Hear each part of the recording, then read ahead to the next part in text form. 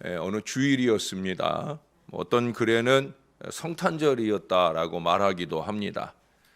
두 친구가 미국 뉴저지주 칼드웰 거리 위에서 실랑이를 벌이고 있었습니다. 한 친구는 교회에 들어가서 예배에 참석하자라고 주장을 하고, 또 한 친구는 술집에 가서 이 휴일을 즐기자라고 주장을 합니다. 결국 그들은 각각의 주장대로 헤어져서 교회와 술집으로 들어가게 됩니다. 교회를 택한 청년은 나중에 미국에서 22대 또 24대에 두 번이나 대통령에 당선된 클리브랜드라고 하는 대통령입니다.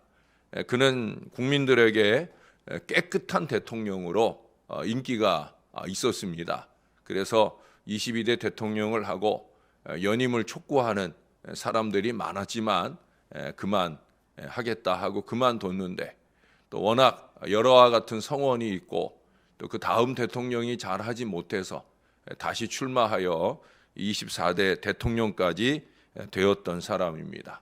그의 반면에 이 술집을 택한 청년, 그 역시도 머리가 좋아서 변호사가 되었어요. 그러나 뇌물과 범죄에 관련이 되면서 그는 결국 교도소에서 오래 복역하게 되고요.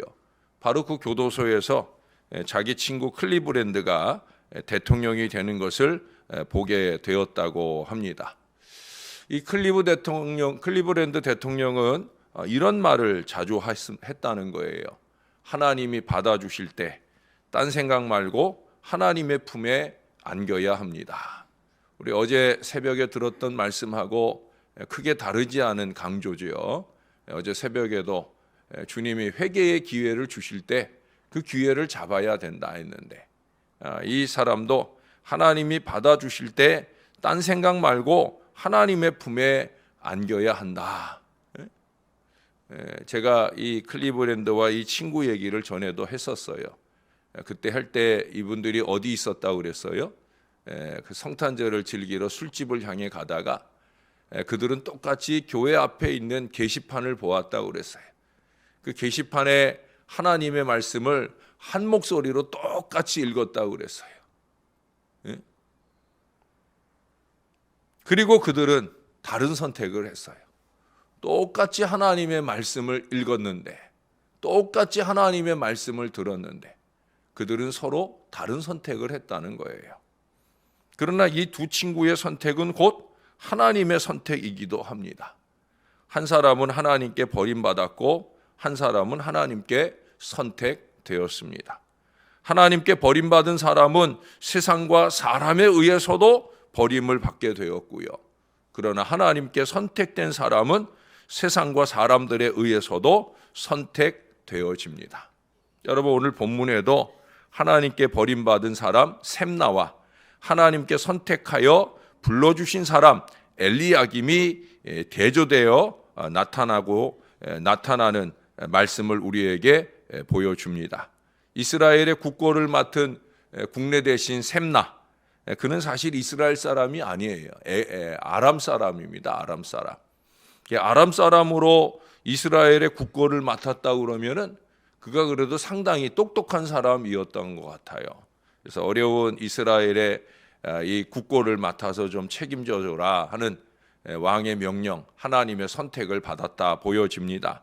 근데 안타깝게도 그는 친애굽파의 지도자입니다.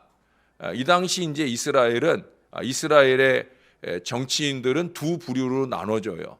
이게 뭐냐면 이제 바벨론이 자꾸 공격을 해오니까 바벨론과 좀 잘 친하게 지내보자 하는 친바벨론파가 있고요. 아니다, 바벨론이 자꾸 우리 괴롭히니까 우리 애굽과 손잡고 연합해서 이 바벨론을 좀 물리치자 하는 친애굽파, 이 두 부류로 나눠져요. 이 셈나는 친애굽파 지도자예요.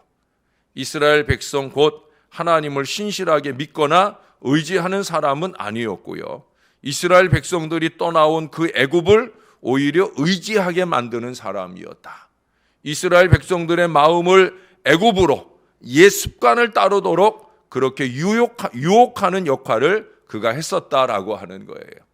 그는 하나님의 백성인 채 가장하였을 뿐 이스라엘을 위하는 채 가장했을 뿐 결코 하나님을 의지하지 않았고 모든 일을 인간적인 방법으로 해결하려 했던 사람이라는 거예요. 어제 말씀드린 표현처럼 전혀 신앙적이지 않은, 결국 신앙적이지 않은 사람의 또 다른 특징은 뭐냐? 그럼 바로 이기심이에요. 이스라엘을 위하는 척하지만 내면에는 자기를 위하고 있어요. 자기 윗속을 차리고 있다는 거죠. 그래서 여기 16절에 거듭 말씀하잖아요. 자기만을 위해서. 16절 보세요. 너를 위하여 묘시를 받느냐? 높은 곳에 자기를 위하여 묘시를 받고 반석에 자기를 위하여 초소를 쪼아 내었도다. 어찌 보면 국고를 맞고 그 국고 가지고 뭘 했느냐? 자기 위하는 일들을 했다는 거예요. 하나님의 것으로, 백성들을 위하는 것으로 자기 입속을 차리는데 정신없었다라고 하는 거예요. 그는 자기를 선택한 하나님과 사람들을 여러모로 실망을 시켜버렸다는 거예요. 결국 하나님께서는 그를 버리셨어요. 여러분 17절부터 19절에 보면 아주 혹독한 말씀을 하셔요. 사실은 이사야가 이 국내 대신 샘나를 찾아가 가지고 대놓고 얘기하기 어려운 얘기를 지금 하고 있는 거예요. 조금만 읽어볼까요? 나 여호와가 너를 단단히 결박하고 장사같이 세게 던지되 반드시 너를 모질게 감싸서 공같이 광막한 곳에 던질 것이다. 그 뒤에도 엄청나죠. 25절에서는 하나님께서는 그가 관직에서 물러날 것만 아니라 그를 사가 부러지는 못으로 비유를 합니다. 그 앞에 엘리야김도 못으로 비유를 하는데 엘리야김은 단단히 박아줄 것이다. 그렇게 얘기했는데 너 샘나는 아니라는 거예요. 너는 사가 부러지는 못이다. 또 그 못에 의지하는 동료들까지, 다시 말해 악에 결탁한 그 모든 자들까지 똑같이 부서져 버릴 것이다 라고 말씀하고 있어요. 여러분, 예수님께서 말씀하신 비유 가운데 알곡과 가라지의 비유가 있잖아요. 알곡 가운데 가라지가 같이 자란다는 거예요. 그 같이 자랄 때는 알곡과 가라지가 잘 보이지도 않고 또 그냥 내버려 두신다는 거죠. 그러나 때가 되면 알곡을 지켜내기 위해서 가라지를 뽑아서 불태워버리는 때가 있다. 예수님께서 그런 비유를 말씀해 주셨습니다. 지금 샘나가 바로 그 가라지 꼴이 되고 있다는 거죠.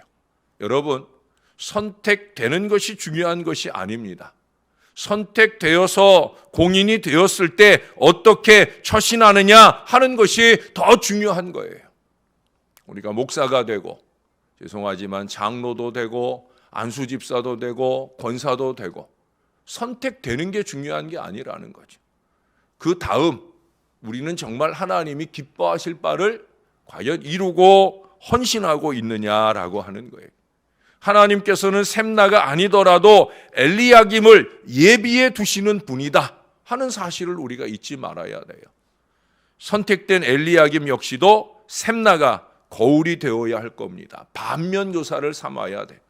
나는 절대 샘나같이 하지 말아야지. 이 마음의 결단을 실천으로 이어가야 된다는 거예요. 여러분, 하나님께서 샘나가 누렸던 그 모든 권세와 영광을 엘리야김에게 다 넘겨주잖아요. 특별히 22절을 보세요. 거기 보면 내가 또 다윗의 집의 열쇠를 그의 어깨에 두리니 그가 열면 닫을 자가 없겠고 닫으면 열 자가 없으리라. 많이 보던 구문 아닙니까? 여러분, 이 말씀을 놀랍게도 예수님께서 인용하시잖아요. 마태복음 16장 19절에서 예수님께서 베드로의 신앙 고백을 들으신 뒤에 그를 칭찬하시면서 천국 열쇠를 주시겠다 하실 때 바로 이 말씀을 인용해서 같은 형식의 말씀을 덧붙여 주셨던 걸 우리가 기억합니다. 열면 닫을 사람이 없고 닫으면 열 사람이 없는 그 열쇠를 주겠다. 애굽의 시위대장인 보디발이 절대적으로 신임하는 그 요셉에게 자기 집의 모든 열쇠를 맡기잖아요. 믿고 맡기는 거죠. 네가 다 알아서 해라. 바로 그런 위임을 주시는 거예요. 예수님께서 수제자 베드로에게 천국 열쇠를 약속해 주는 것도 마찬가지죠.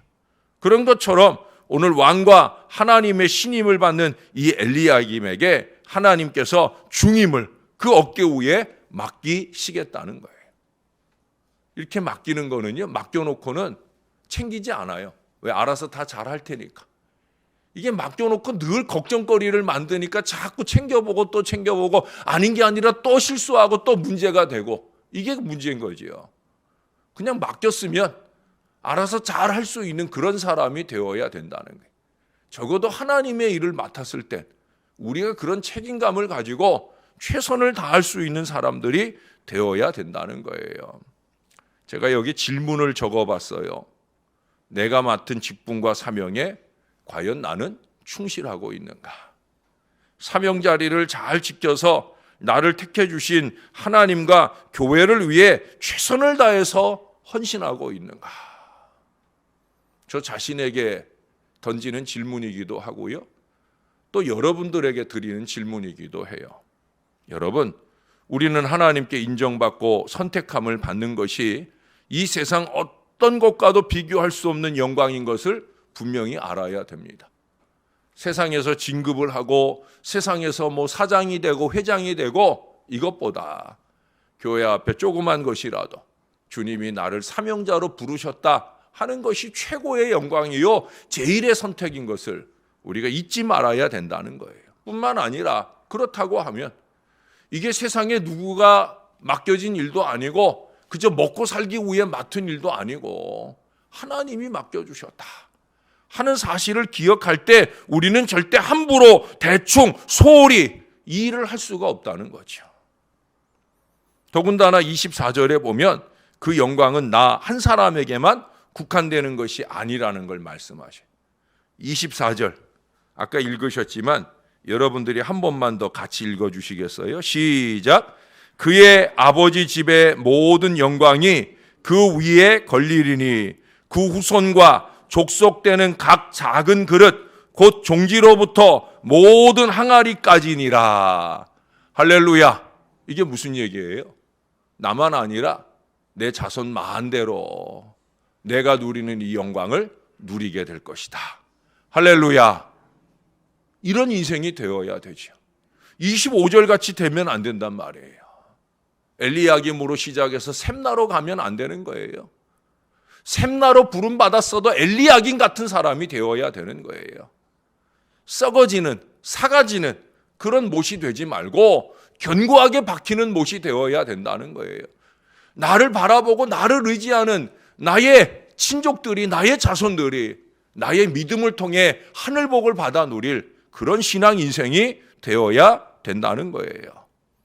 우리는 이 영광이 나에게 일시적으로 주어졌다가 다른 사람에게 넘겨지는 부끄럽고 안타까운 결과를 맞아서는 절대 안 됩니다. 자손 대대로 이 영광이 이어지기를 기도하고 바라는 건 못지않게 하나님과 교회를 기쁘시게 하기 위한 최선의 노력과 헌신이 이어져야 되는 거예요. 왜 그래요? 이유는 딱 하나예요. 하나님의 일이기 때문에. 제가 새해를 맞기 전부터 새해를 맞아서도 여러분에게 계속 강조한 게 뭐예요? 하나님을 기쁘시게 하면 됩니다.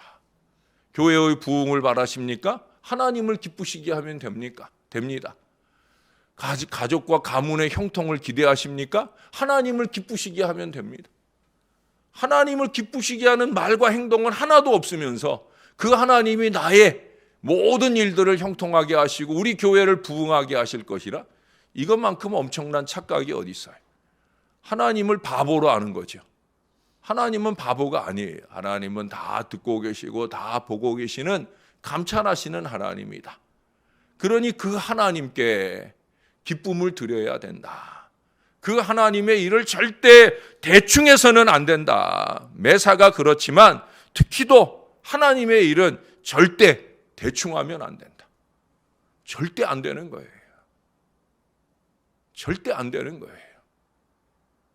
미국의 남북전쟁 당시에 한 전투에서 있었던 일입니다. 남북이 아주 치열하게 싸움을 하다가 옛날 싸움이라는 것은 처음에 막 총질을 하다가 그 다음에 총에다 칼 꽂아가지고 막 와가지고 총격전을 벌이잖아요.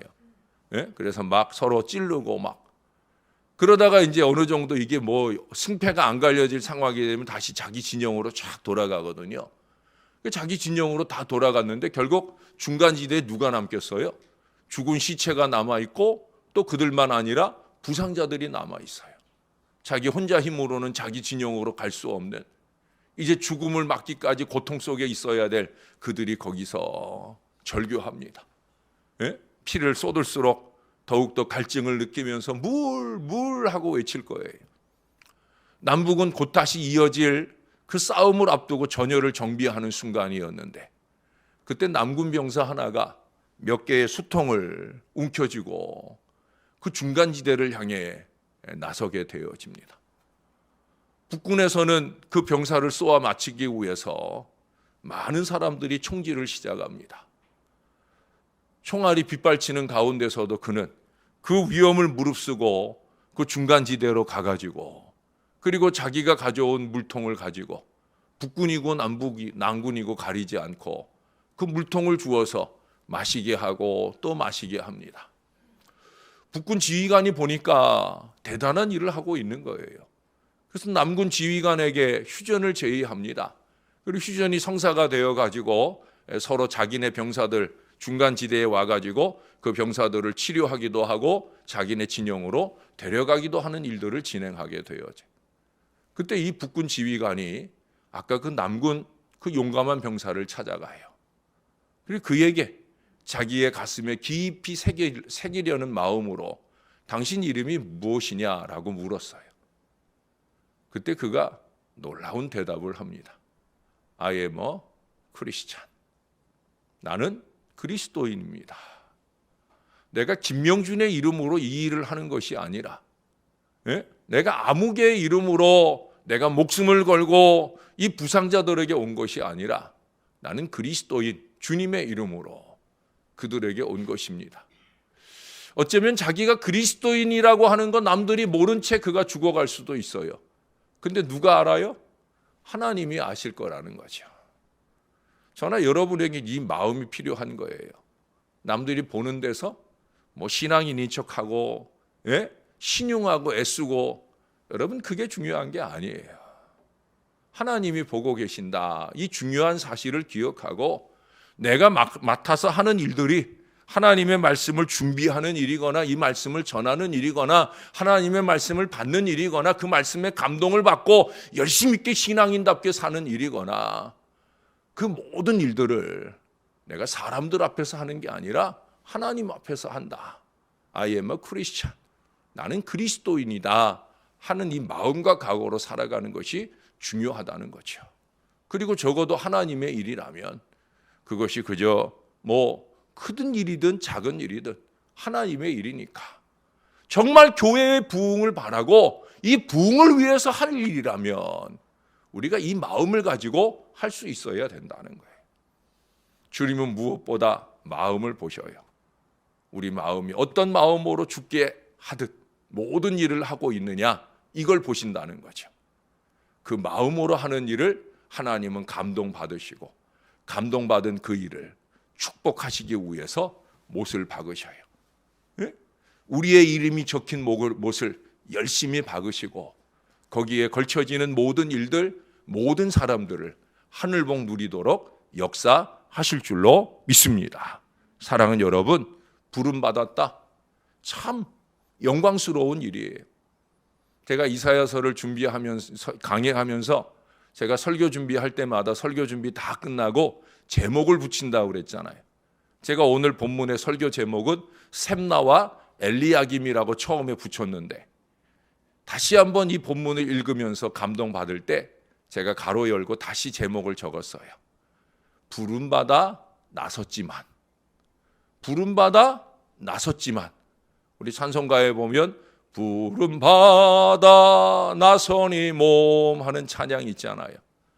부름받아 나섰지만 부름받아 나선 것 거기까지가 중요한 게 아니에요. 그 다음 부름받아 나섰는데 과연 우리는 어떻게 살아야 할 것인가? 어떻게 충성해야 할 것인가? 어떻게 하나님께 영광 돌려야 할 것인가? 과연 잘 박혀서 나와 다른 사람들에게 유익을 주는 신앙 인생이 될 것인가?